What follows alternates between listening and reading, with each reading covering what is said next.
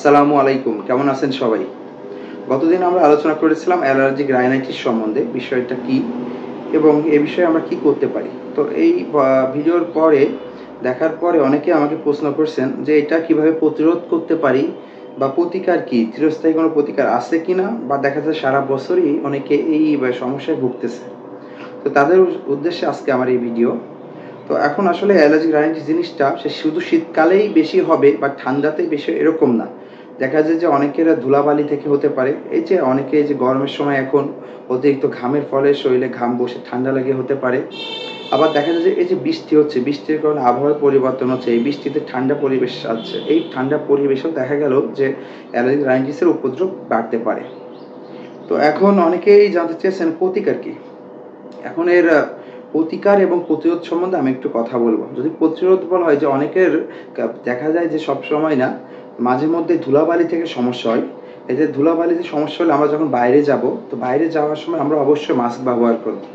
বা দেখা গেলো অতিরিক্ত গরমে যখন আমরা বাইরে যাচ্ছি যে এমন কাপড়-চোপড় পরবো যে আমাদের অতিরিক্ত শরীরে যেন ঘাম না হয়।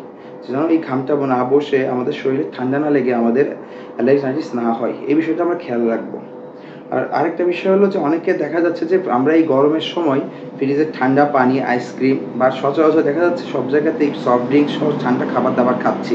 উচিত এবং অপরিণতভাবে যদি আমরা সবসময় অতিরিক্ত ঠান্ডা খাবার খেয়ে থাকি, তখন আমাদের হঠাৎ করে ঠান্ডা লেগে যায় এবং দেখা যায় যে মাথা ব্যথা এবং নাক বন্ধ হয়ে থাকে।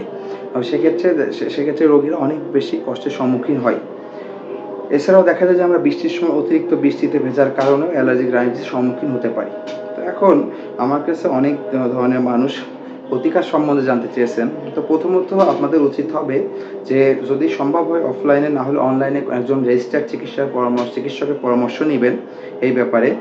এবং তিনি যে ওষুধটা সাজেস্ট করবেন আপনাকে, এবং নাক যদি বন্ধ থাকে বা নাকে যদি চুলকানির সমস্যা হয় বা নাকে চুলচুল ভাব করে বা যদি নাক দিয়ে পানি পড়ে, সেক্ষেত্রে উনি আপনাকে একটি নাকের ড্রপ হয়তো সাজেশন দিবেন, এবং এই নাকের ড্রপ এবং অ্যান্টিহিস্টামিন ওষুধটা নিয়মিত খেলে আশা করি আপনার সমাধান হয়ে যাবে। তবে এক্ষেত্রে যারা পরীক্ষার্থী আছে বা যারা স্টুডেন্ট ছাত্রছাত্রী আছে তাদের ক্ষেত্রে উচিত হবে যে ঘুম হয় না বা ঘুম কম হয় এমন ধরনের অ্যান্টিহিস্টামিন ওষুধ খেতে, এবং যাতে তারা পড়াশোনাতে কোনো সমস্যা না হয়। এবং অনেকে আছেন যারা নিয়মিত লম্বা সময় ড্রাইভিং করেন বা ড্রাইভার হিসেবে যারা কাজ করেন, তাদের ক্ষেত্রেও চেষ্টা করতে হবে যে ওষুধটা বা অ্যান্টিহিস্টামিনটা খেলে ঘুম হবে না এরকম ওষুধপত্র খাওয়া। সেক্ষেত্রে আপনি অবশ্যই আপনার রেজিস্টার্ড চিকিৎসককে আপনার পেশার সম্বন্ধে বলবেন, এবং আপনি যাতে এই নির্বিঘ্নে আপনার কাজ করতে পারেন ওষুধ খাওয়ার পরে, সে বিষয়ে আপনি তাকে জানাবেন। এবং আমাদেরকে এই বাসাবাড়িতে সবসময় চেষ্টা করতে হবে, যদি দেখা যায় যে অতিরিক্ত ঠান্ডার কারণে বা ধুলাবালির কারণে বা নির্দিষ্ট কোনো খাবারের কারণে আমাদের সমস্যা হচ্ছে, খুব দ্রুত চিকিৎসকের সাথে কথা বলে ব্যবস্থা নিবেন। এবং যদি দেখা যায় যে অনেক সময় যে হঠাৎ করে বাসাতে ঠান্ডা লেগে গেছে, যাদের অ্যালার্জির সমস্যা থাকে, ঠান্ডা লেগে গেছে, নাক বন্ধ হয়েছে, তারা অবশ্যই যদি কোনো কিছুই করতে না পারেন তাহলে একটু কুসুম গরম পানি করে গরম পানির ভাপটা নিতে পারেন। এতে অন্তত আপনি সাময়িকভাবে লাভবান হবেন। ধন্যবাদ সবাইকে।